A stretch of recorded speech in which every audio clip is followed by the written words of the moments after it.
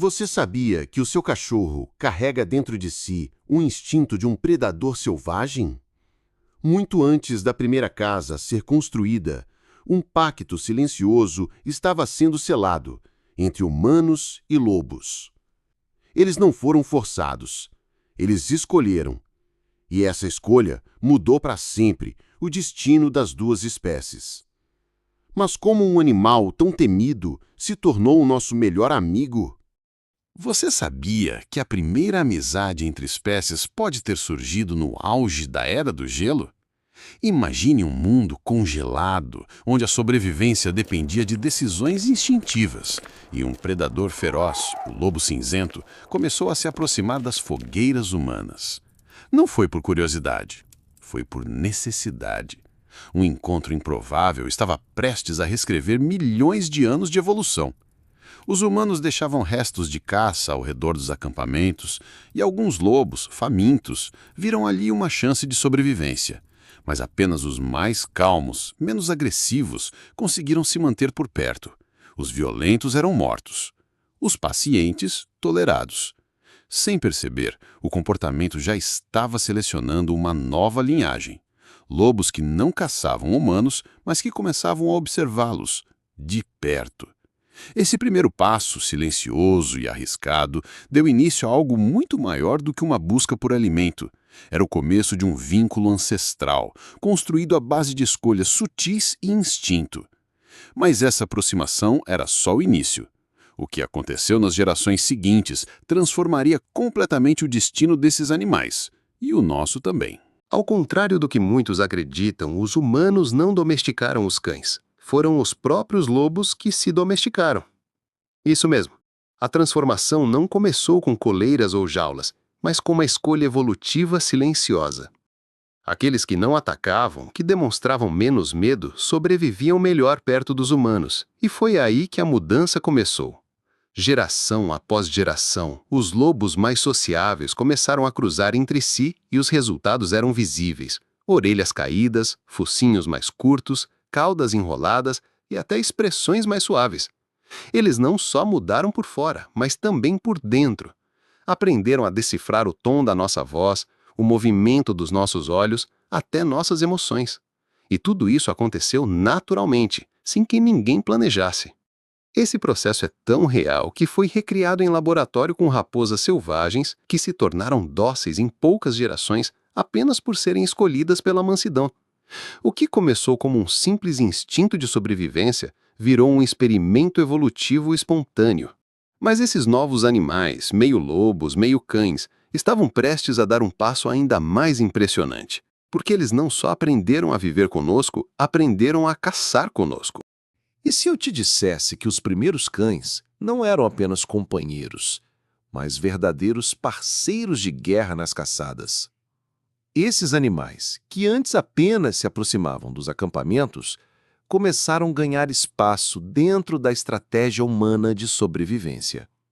Eles alertavam sobre ameaças, farejavam presas e ajudavam a cercar animais selvagens. Pela primeira vez, duas espécies predadoras uniram forças, e os resultados foram poderosos. Enquanto os humanos aprimoravam suas lanças, os protocães afinavam seus sentidos para caçar ao nosso lado. A comunicação entre eles não era falada. Era feita por olhares, gestos e puro instinto. A parceria funcionava tão bem que os cães passaram a ser vistos não apenas como úteis, mas como indispensáveis. Eles protegiam as tribos à noite, guiavam durante longas jornadas e até encontravam alimentos enterrados na neve. Era um contrato silencioso, mas extremamente eficaz. Esse elo de confiança e cooperação foi o verdadeiro nascimento da amizade entre homem e cão. Não era afeto no início, era estratégia de sobrevivência.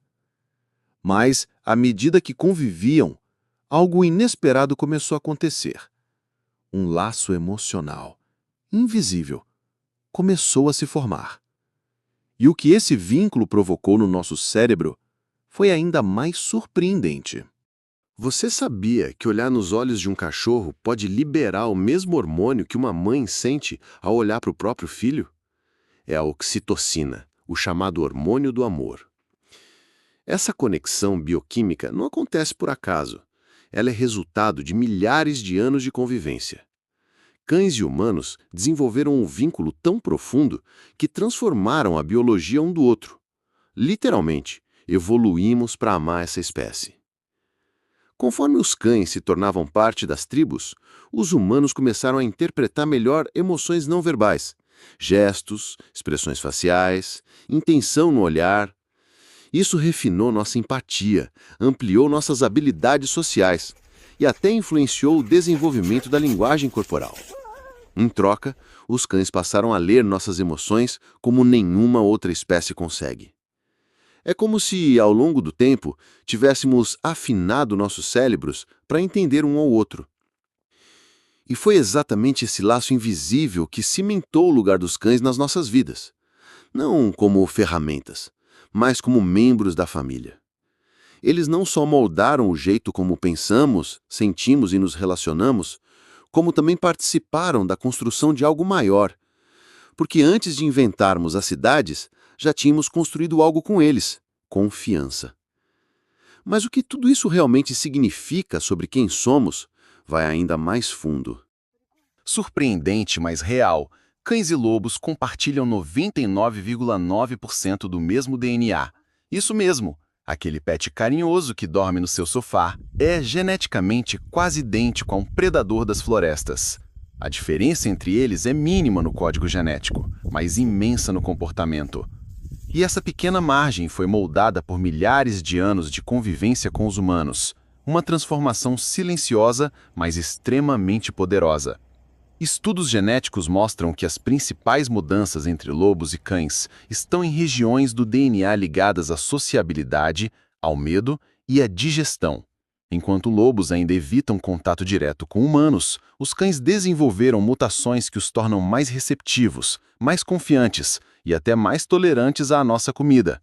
Mas o que impressiona é o quanto essas pequenas alterações criaram animais completamente diferentes no modo de viver, agir e se relacionar. Ou seja, o seu cachorro ainda tem o lobo dentro dele, só que com o volume emocional ajustado para a convivência. Por fora, ele pode parecer dócil, mas por dentro carrega um instinto milenar. E é justamente essa dualidade que torna os cães tão fascinantes. Porque mesmo com toda essa semelhança genética, eles passaram a ver os humanos não como ameaça, mas como parte da matilha.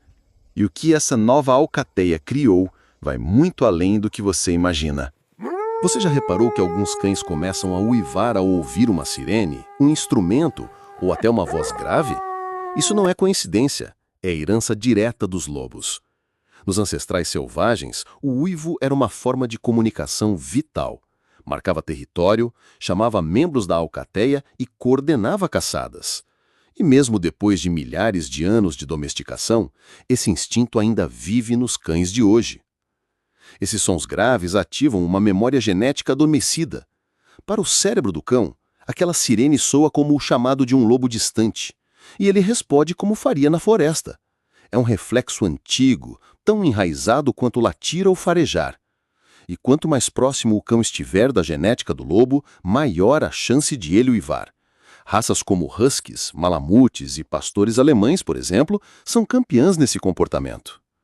Mas esse comportamento curioso é apenas uma das muitas pistas de que o lobo ainda vive, silenciosamente dentro dos cães modernos. De hábitos noturnos ao faro apurado, os sinais estão por toda a parte. A pergunta agora é: o que mais o seu cão carrega dos seus antepassados selvagens? A resposta está onde quase ninguém olha: no passado enterrado da história humana. Pouca gente sabe, mas a frase "o cão é o melhor amigo do homem" não é só um ditado popular. Ela tem raízes históricas profundas. Em 1870, essa expressão foi usada num tribunal dos Estados Unidos, quando um advogado defendeu o cão de seu cliente como um companheiro fiel, mais confiável que muitos humanos. Mas a lealdade dos cães vai muito além da retórica. Ela é documentada há milhares de anos, em tumbas, pinturas e rituais sagrados. A relação é antiga e real. No Egito, cães eram enterrados com honras. Em Roma, recebiam epitáfios emocionantes. Algumas tribos nômades do Ártico acreditavam que os cães guiavam almas para o outro mundo. E em muitas culturas, matar um cão fiel era considerado um crime espiritual. Essas histórias provam que os cães não eram apenas úteis, eles eram parceiros, guardiões, amigos e, às vezes, figuras quase divinas. Ao longo da história, eles protegeram nossos lares, guiaram nossos caminhos e ficaram ao nosso lado mesmo quando todos os outros foram embora. Não é à toa que essa frase atravessou séculos. Mas o que torna essa conexão tão forte? Por que, entre todas as espécies, foi justamente o cão que conquistou esse papel? A resposta envolve laços invisíveis que mexem com o nosso próprio instinto. A história que une lobos e cães é muito mais do que uma simples transformação animal. É o começo de uma amizade que moldou o destino da humanidade. Cada olhar, cada gesto e cada passo dessa jornada revela como duas espécies distintas aprenderam a confiar e caminhar juntas. E essa conexão ancestral continua viva em cada cachorro que temos ao nosso lado hoje. Agora queremos saber de você. Qual foi a parte dessa história que mais te surpreendeu? Deixe seu comentário aqui embaixo, compartilhe suas ideias e experiências com cães. E não perca o próximo episódio.